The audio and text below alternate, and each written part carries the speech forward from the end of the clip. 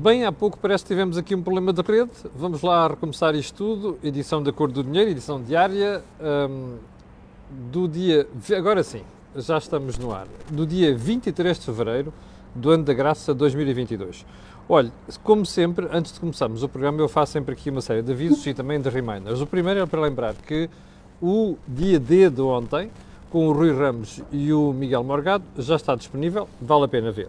O segundo, para recordar que hoje, como sempre à terça-feira, vamos ter por volta das 18 horas o Think Tank. E esta semana e nas próximas vamos ter aqui uma ligeira alteração. Vai estar connosco o Jorge Marrão e também o António Nogueira Leite.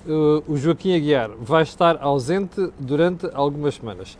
Já agora, na semana passada, no final da semana passada, pusemos aqui no canal A Cor do Dinheiro uma espécie de inquérito, de sondagem, para perceber o que as pessoas pensavam de alguns assuntos, de alguns temas. Ora, o Jorge Marrão hoje vai abordar algumas destas questões, tendo em conta aquilo que foi a resposta e a preocupação das pessoas. Antes de irmos também à edição de hoje, quero lembrar que este canal tem uma parceria com a Prozis e, portanto, quando você for ao site fazer compra, já sabe que se puser no cupom promocional na saída escrever Camilo, tem um desconto de 10%. Agora sim, vamos à edição de hoje e vamos começar pelo período de ordem do dia, como sempre. E vamos começar por onde? Por Marcelo Rebelo de Sousa, Presidente da República. Não sei se já reparou, mas no fim de semana eu não tinha comentado isto ontem, mas houve espectadores que, a propósito do assunto que vamos falar, recomendaram a análise. O professor Marcelo Rebelo de Sousa resolveu tomar uma banhoca ali à praia de Oeiras, devidamente acompanhado pelas câmaras de televisão, neste caso da CNN de Portugal, e foi muito parco em explicações. Mas houve uma que ele não deu, ou não resolveram abordar, que foi a questão da tomada de posse do governo. Ora, a tomada de posse do governo, como bem lembrou ontem Miguel Morgado, no dia D, já foi objeto de análise do Presidente da República. Era para ser numa data, e ele não contava com aquele revés do Tribunal Constitucional, e acabou por dizer que, já não fala até a tomada de posse do Governo, sendo que já admitiu que a tomada de posse do Governo pode ser no dia 29 de março. A mim espanta-me a forma como o Presidente da República normalmente comenta tudo e mais alguma coisa e depois questões fundamentais, como aconteceu em relação à tomada de posse do Governo, já cometeu um erro. E já cometeu um erro por responsabilidade própria, porque, embora o Presidente tenha vindo dizer que já tinha pronunciado sobre aquela questão da lei eleitoral, a verdade é que depois dos partidos terem feito o acordo que fizeram, um acordo vergonhoso, não é? Aquilo foi uma ilegalidade grosseira, como disse o Tribunal Constitucional, e o assunto foi muito bem analisado ontem pelo Rui Ramos e pelo Miguel Morgado aqui no dia D, vale a pena ver, por isso é que eu lhe dizia que vale a pena ver. Tudo isto representa um descuido, uma forma muito leve, para não dizer leviana, de olhar para o assunto, como fez o Presidente da República. Agora, já diz que já não comenta, não fala mais nada até o dia de tomada de posse. E já avançou com a data de tomada de posse. Vamos ver se confirma dia 29 de março. Segundo ponto, a Siemens já tem 3 mil pessoas a trabalhar para a empresa em Portugal. Deve ser das subsidiárias no mundo inteiro onde há mais gente local a trabalhar, o que é um belíssimo sinal. Aliás, não me espanta nada, a empresa é muito bem dirigida em Portugal e já vem desde os anos 90, quando era dirigida por Carlos Melhor Ribeiro. O que é mais interessante no caso da Siemens é que continua a contratar. E já agora dizer às pessoas que há 200 vagas por preencher na Siemens. E o que é também importante registrar é que estas 200 vagas são de cargos, funções de elevadas qualificações. E, portanto, desse lado, se houverem interessados, já sabem, pesquisarem lá no site da Siemens. Terceiro ponto. Não sei se percebeu ontem, aliás, deve ter percebido, porque isto foi objeto de informação em tudo quanto foi canal de notícias. Ontem, o senhor Putin, o novo czar russo, decidiu mostrar ao que vem. Já suspeitava. O mostrar ao que vem foi dizer assim, temos aqui duas províncias separatistas e a maior parte da comunidade étnica e cultural destas províncias é russa. Portanto, estes senhores pediram a independência. Nós vamos reconhecer. Portanto, a partir do momento que, como já percebeu, o problema ali é um problema de expansionismo russo. O senhor Putin é um czar. E a Rússia, nomeadamente estes czares, nunca aceitaram aquilo que foi a amputação do Império Soviético a partir do fim da Cortina de Ferro. e, portanto, agora querem recuperar aquilo tudo. Não é? Já controla a Bielorrússia, a Chechênia está controlada, depois fomenta-se uns separatistas na Ucrânia, toma-se a Crimeia, de hoje para amanhã invade-se aqueles 2 territórios, depois põe-se outra vez uma ameaça sobre o resto da Ucrânia e, como dizia ontem o Sr. Putin, a Ucrânia faz parte do Império Russo, whatever that means. Bom, se alguém tinha dúvidas em relação a isto, já percebeu ao que vem. A Rússia quer controlar, quer recuperar aquilo tudo e vai fazer tudo, vai fazer todo o atropelo que quiser às regras mais elementares do direito internacional para conseguir lá chegar. Os ingênuos que até agora achavam que esta brincadeira ia com folhinhas mansas já devem ter percebido qual é o problema.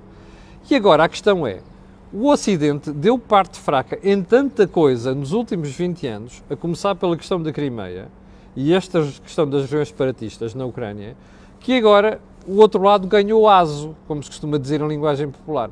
E quando se ganha aso, the sky is the limit, não é? E agora é muito difícil decidir e tomar medidas para travar aquele senhor. E há uma coisa, nós já discutimos isto várias vezes no dia D e também no Think Tank, há uma coisa que nós na Europa precisamos de perceber. Se alguém pensou que os americanos iam morrer pela Ucrânia, podem esquecer o assunto. Se alguém julgou que, se os ucranianos julgaram que numa situação destas o Ocidente se ia pôr do seu lado, a esta hora já devem estar arrependidos. Ontem o Miguel recordou uma coisa muito importante no dia, que é a Ucrânia aceitou tirar as armas nucleares do seu território e transferi-las para a Rússia com a garantia de que o Ocidente defenderia a Ucrânia se fosse preciso. Está aí a resposta. E eu, como cidadão que não percebe nada de geopolítica, mas não pode deixar de pensar sobre os factos, a única coisa que fica a pensar é quanto tempo mais vai demorar até que o Sr. Putin comece a fomentar outras coisas para controlar o resto da Ucrânia. Enquanto o Ocidente assiste de braços cruzados. Aqui há umas semanas o Financial Times publicou uma sondagem feita em vários países europeus para perceber qual era o nível de apoio e de intervenção que os ocidentais estavam dispostos a fazer na Ucrânia para ajudar os ucranianos. Só havia um país, percebe? Só havia um país. Para a Europa isto é uma mensagem muito clara. A Europa não tem potencial bélico, não tem potencial nuclear suficiente para ser um deterrent, digamos assim, dos russos. E vai aprender muito com isto. Nós vamos precisar muito rapidamente pensar na Europa em ter uma força militar. Porque os Estados Unidos estão-se a marimbar para isto, os Estados Unidos estavam-se a virar para o Pacífico e o Sr. Putin conseguiu trazer outra vez as atenções para o teatro europeu. E agora temos um problema. Vamos ver quanto tempo é que nós vamos deixar passar até que nós, europeus, percebamos que temos de ter uma força militar capaz de responder ou então funcionar como dissuasor deste tipo de coisas. Ponto seguinte, não sei se viu ontem, esta gente é mesmo doida. Nas últimas semanas, eu chamei a atenção para isso aqui, a história da economia e da geopolítica mundial está cheia de casos em que vamos aplicar uma sanção àqueles tipos e depois, uns meses depois, descobre-se que as sanções não servem para rigorosamente nada porque há países que furam os bloqueios mesmo por baixo de portas e quem é objeto das sanções continua a viver tranquilamente. Há uma coisa que você pode ter a certeza, os russos, aliás, isso vai passar-se exatamente dessa forma com os russos. E mais um pormenor em relação a esta matéria. Não sei se viu ontem a reunião dos ministros de negócios estrangeiros da União Europeia em Bruxelas, por causa das sanções. Sabe como é que terminou a reunião? Fracasso. E sabe porquê? Porque há países que são tão dependentes e estão tão relacionados do ponto de vista de comércio com a Rússia que não querem chatices. E há países que dependem tanto do gás russo, um erro histórico, gravíssimo, vergonhoso, estrutural europeu, que agora estão ali ao tio. E ainda nem sequer perceberam que a Rússia já fez um acordo com a China e está disposta a canalizar para a China aquele gás que não vier para a Europa. Portanto, a Europa tem o que mereceu. Cometeu um erro estratégico grave e uma das pessoas que eu admiro muito que cometeu esse erro chama-se Angela Merkel. Mas não está só, outros países europeus. E este é o segundo ponto. Assim como vamos ter que pensar numa questão de força militar europeia rapidamente, vamos ter que pensar na independência energética do resto da Europa. E para isso vai ser preciso abdicar de algumas pancadas ultraambientalistas que nós temos estado a ver. Bom, vamos então... não vamos nada. O último ponto do período de ordem do dia soube-se ontem que uma da freguesia de Lisboa, neste caso concreto a freguesia de Santa Maria Maior, é das maiores freguesias de Lisboa, não está disposta a aceitar umas filmagens do Netflix, para uma das séries do Netflix, que ia durar uma semana, porque isto ia perturbar os seus cidadãos. Eu não sei quem é que foi a alminha que tomou esta decisão, mas há uma coisa que fico a pensar, nós somos muito ricos, pá, sinceramente. Já agora, como nós vivemos do turismo, não conta nada aparecer uma zona de Lisboa como no palco que se chama Netflix, pois não? Sim, senhor.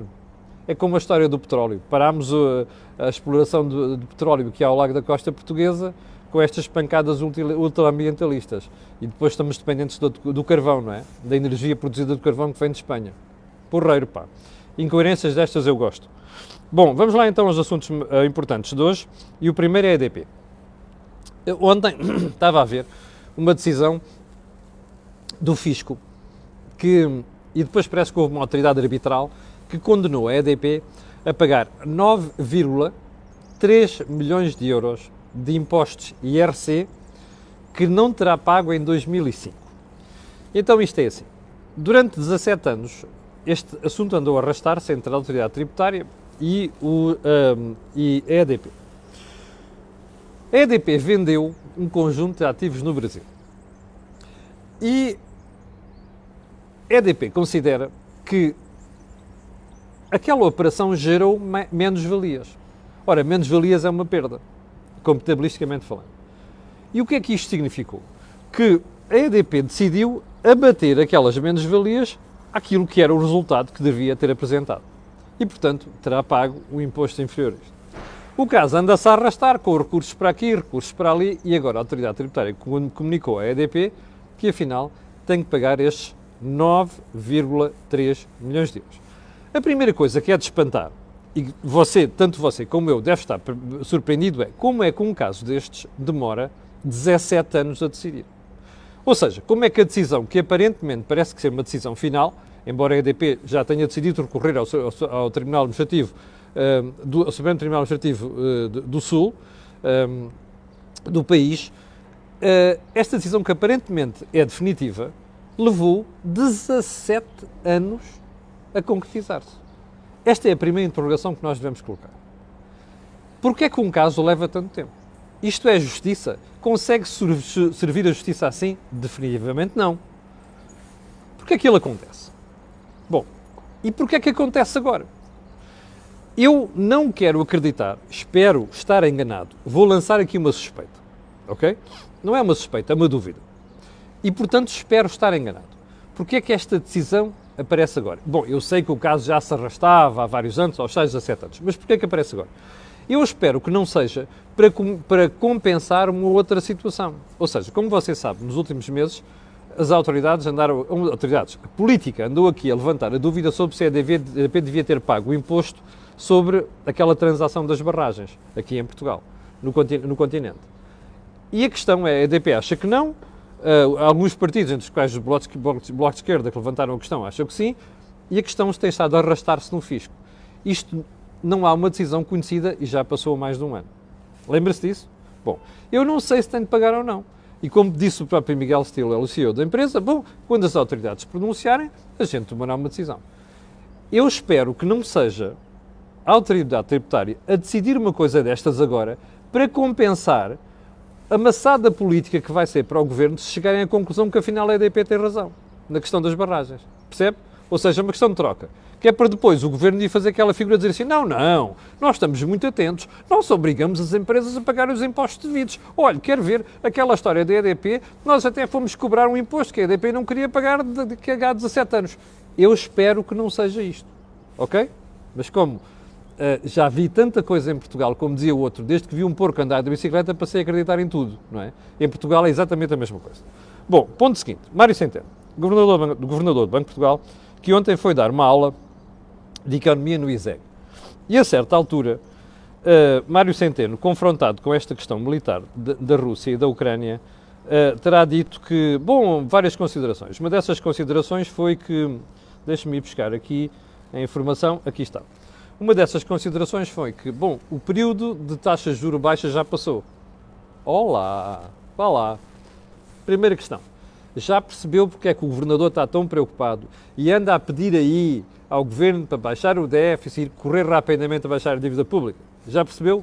É esta a razão. Ele foi dos primeiros a perceber que o período de vacas gordas acabou. Por alguma razão ele saiu do Ministério das Finanças para ir para o Banco de Portugal, que já sabia que ia ter que enfrentar um período difícil e ele só sabia governar e tomar decisões nas finanças com um período de vacas gordas. Primeira questão. A segunda questão é que ele diz assim, bom, eu espero que a subida dos juros, que ele diz que é desejável, porque nós não podíamos manter os juros baixos durante muito tempo, é curioso, nunca ouvi dizer isto enquanto era Ministro das Finanças. Só começou a dizer estas coisas como Governador do Banco de Portugal. Está a ver o oportunismo das pessoas, mas pronto. Mas diz assim, a subida das taxas de juros, embora desejável, não deve estar indexada às tensões geopolíticas, que é como quem diz, nós estamos aqui com um período de dificuldades na Europa, questões geopolíticas, o problema da Ucrânia, geopolíticas não só militares também, da Ucrânia e da Rússia, e portanto esperemos que as taxas de juros não subam por causa disto. Como? Espera aí, deixa-me mostrar aqui uma coisa ao seu governador, não é que ele não saiba, mas está aqui a fazer-se de sonso, então eu vou-lhe mostrar qual é que deve ser a grande preocupação dele. A grande preocupação dele não devem ser as tensões geopolíticas. Está a ver aqui a manchete do Público em baixo? Olha aqui. Alimentos dos animais aumentam 53%, ameaçam fazer disparar o preço da carne. Bom, se você quiser, é só olhar para o resto da economia, nomeadamente na alimentação. Já reparou na subida de preços nos restaurantes? Já. E as justificações que estão a ser dadas. E você acha mesmo que, por exemplo, o preço do pão se vai manter no nível em que está? Não vai, porque os preços estão a subir em todo lado. Portanto, se o Dr. Mário Centeno quer estar preocupado com alguma coisa, escusa desviar as atenções para as tensões geopolíticas. Isto significa uma coisa, ele e o resto da malta no BCE não perceberam o risco que estava a acontecer para a economia com a subida dos preços. E, entretanto, andaram a dizer, não, a subida é aqui, a subida é limitada, a subida é temporária, não faz sentido nenhum, não sei das quantas, e agora tem uma criança nas mãos. E ó tio, o que é que a gente faz à criança? Percebe? Este é o problema. Portanto, está a ver o nível de análise que faz o Governador do Banco de Portugal. Em vez de se preocupar com questões realmente importantes, não é? E pensar assim, bom, nós já percebemos que cometemos um erro e agora vamos admitir o erro e vamos pensar que no BCE temos de olhar para este problema da inflação de maneira diferente. Não, anda com estas tretas. Isto chama-se bullshit, nada mais. Bom, e também, volto a referir a este ponto, o problema de Centeno é outro. É como ele já percebeu que os juros estão a subir. E como já percebeu que um dos países que está na primeira linha para levar uma chapada é Portugal, percebe? Como dizem alguns relatórios feitos a nível internacional, Portugal vai ser dos países mais afetados pelo ajustamento a partir de agora, se as regras orçamentais da União Europeia regressarem tal como estavam antes de 2019, Portugal vai ser dos países mais afetados. Ou melhor, a expressão é duramente mais afetados. Percebe? Portanto, o problema do governador é este. A gente só tem pena que quando ele foi Ministro das Finanças não andou nada preocupado com estas coisas e não utilizou aquilo que era o dividendo orçamental para poder baixar ainda mais a dívida pública. E agora estamos ali na primeira linha de fogo. Bom, vamos para um problema segunda questão, segundo tema, grande tema de hoje. Vamos para uma matéria que eu falei ontem aqui, que é da regionalização.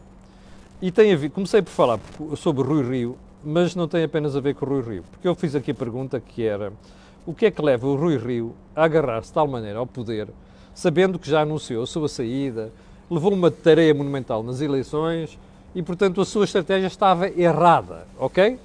O que é que leva o Rui Rio a agarrar-se ao poder? E na altura disse aqui, só se for, aliás, ontem disse aqui, só vez uma explicação, ou pode haver uma explicação, é: Rui Rio quer ficar associado à realização de qualquer coisa, para dizer assim, fui eu que fiz aquilo, ok? Uma reforma. Bem, eu não estou a ver que reforma é que ele vai obrigar António Costa a fazer. Da Justiça, da Segurança Social, do Orçamento, da Administração Pública, da Lei Laboral, da Saúde. Não estou a ver. Resta uma, que eles chamam reforma, não é reforma coisa nenhuma, que é a regionalização. Rui Rio, há 20 anos, era contra a regionalização. Agora diz que, afinal, é a favor da regionalização. Porquê? Porque o Estado tirou os serviços, abandonou o interior. Isto é bullshit, não é? Não tem nada a ver com regionalização, nem tem nada a ver com política. Das duas, uma. Ou os autarcas e as regiões percebem o que é que têm que fazer para atrair empresas, como é o caso do Fundão, olha, como é o caso um bocado diferente ali de Famalicão e outros sítios de género em Portugal, ou então vão ficar mais pobres e vão perder pessoas. Este é o ponto fundamental. Portanto, não me venham com a história da regionalização para defender estas coisas. Bom, mas estava eu a tratar desta matéria ontem e houve uma espectadora muito atenta e um espectador também que disse assim, ouça lá, já que você vai falar da regionalização ontem, viu as declarações da doutora Luísa Salgueiro, que você costuma citar aí no programa ao Expresso. Bom, eu já tinha visto a entrevista da Luísa Salgueiro na semana passada do Diário Notícias e, de facto, não tinha visto bem as declarações dela ao Expresso. Então eu vou-lhe dizer aqui, só dois pormenores. A Constituição da República Portuguesa, que é que regera estas matérias, diz que para um referendo sobre a regionalização ser efetivo, ou seja, produzir resultados, pelo menos 50% dos portugueses têm que votar. Viu a tendência dos últimos anos? Muito bem. O que é que disse a doutora Luísa Salgueiro ao Expresso? Diz assim, bom, o doutor António Costa quer dar voz ao povo já em 2024. Em matéria de regionalização. E diz ela, bom, mas temos aqui um problema. O processo nos últimos anos, aliás, existe uma crescente tendência das taxas de abstenção na última década que tem registado uma aproximação perigosa e indesejável aos 50%. Então, o que é que propõe a doutora Luísa Salgueiro? Vamos mudar a Constituição.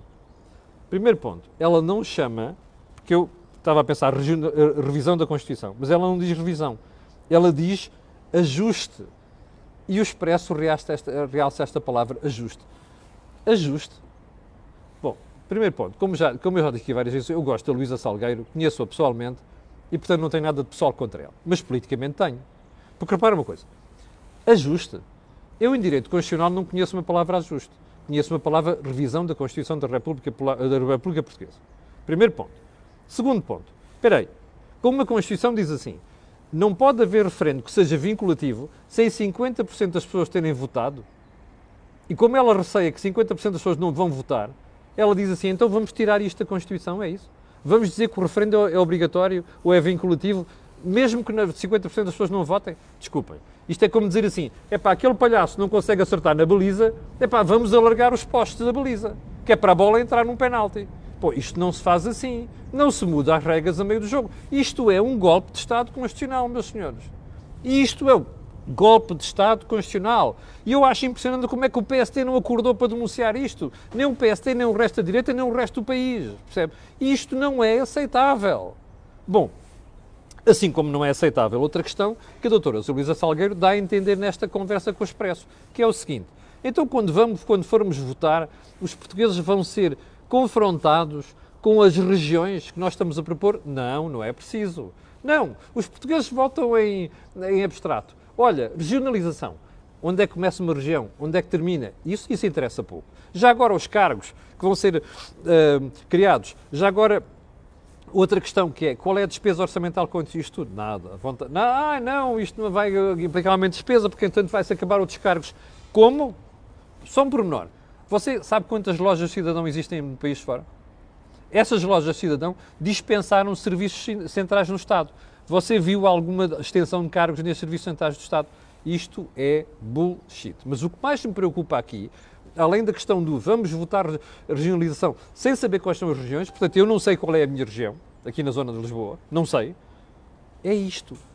Vamos alterar, ajustar a Constituição para tornar o referendo vinculativo se 50% dos votantes não votarem? Desculpem, isto é um golpe de Estado constitucional.